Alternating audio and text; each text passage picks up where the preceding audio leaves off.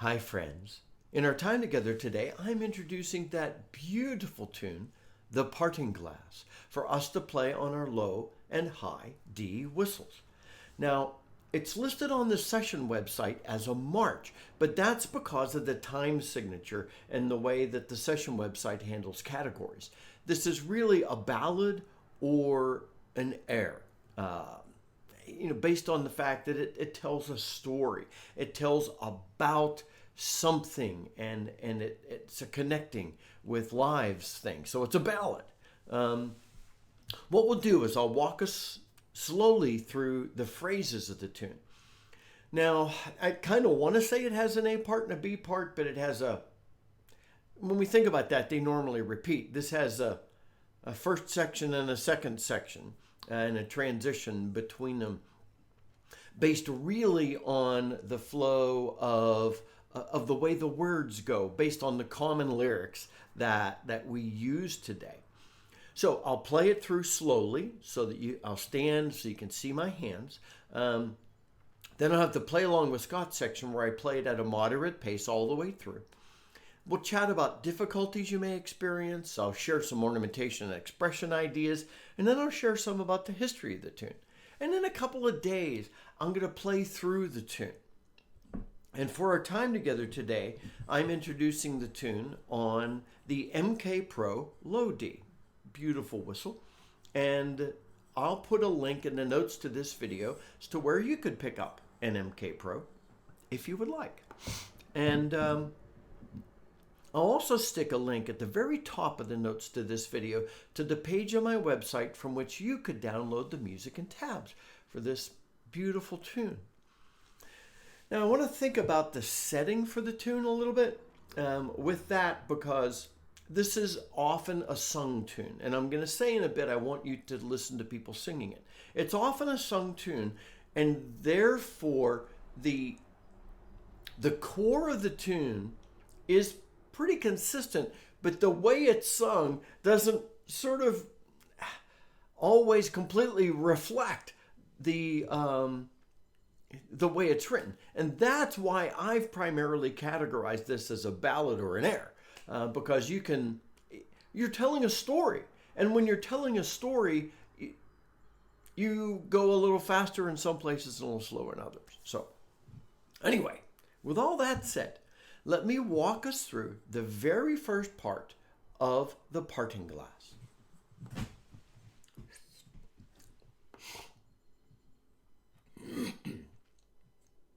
Now, the phrases, I'll break it into phrases, which don't necessarily always equate to measures.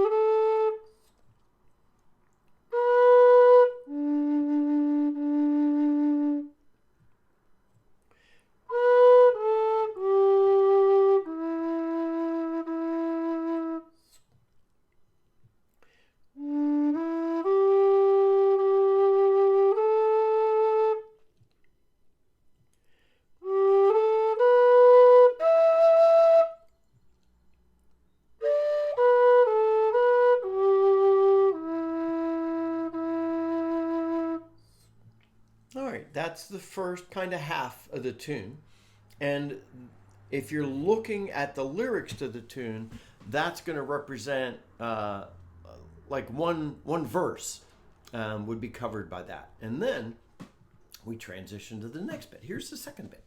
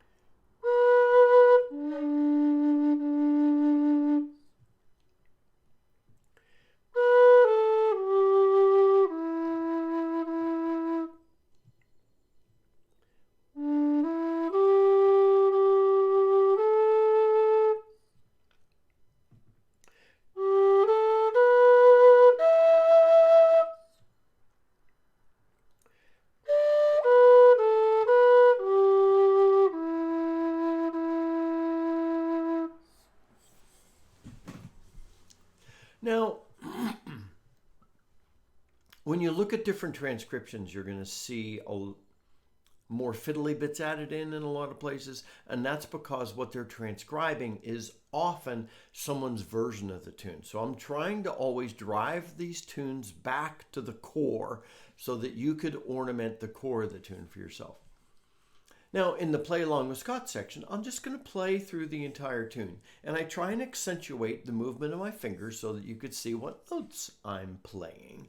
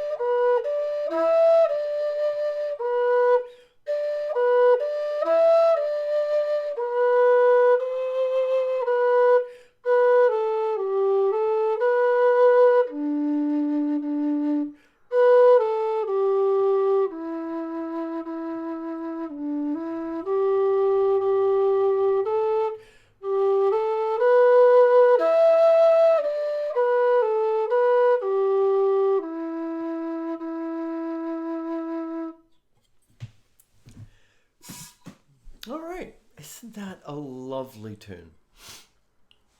Now let's think through some challenges. There really aren't any way too high notes. The challenge is, I believe, finding a way for us to play this warmly, as a heartfelt tune. This is such an excellent tune to use to work on our expression and not just our ornaments.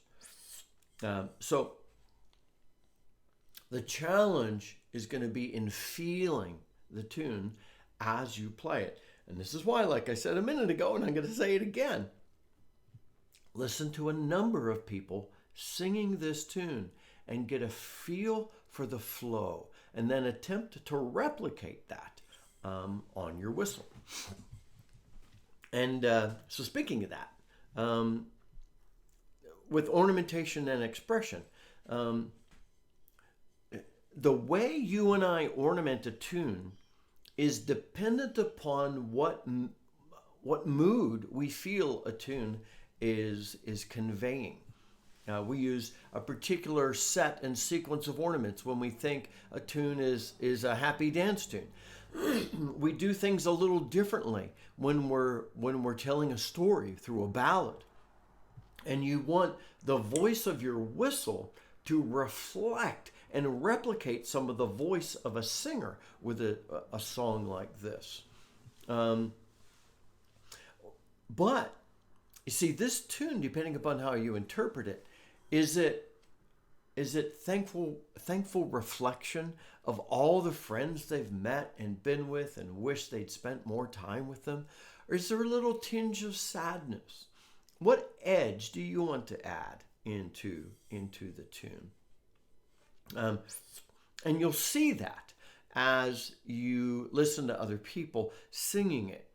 And I want my playing to replicate what I've heard in the story being told through a ballad. And so you're going to hold certain notes. And you'll see that. I'll share, actually, let me go ahead and share some of the lyrics with you now, because that may help out with the mood. So the more modern, the more common lyrics we know today. Of all the money that e'er I'd had, I have spent it in good company. Oh, and all the harm that e'er I'd done, alas, it was to none but me. That's that first bit. Then really what's listed as another verse is the second bit. And all I've done for want of wit, to memory now I can't recall. So fill to me the parting glass. Good night and joy be to you all. See, and that's just lovely. Read through the lyrics. Think about that. And then that is what I want to replicate when I'm playing the whistle. So those held notes, those thoughtful notes where you pick up the pace a little bit. And when you're moving into from the that like first bit into the second bit, you want to really change up the mood and the attitude, kind of like.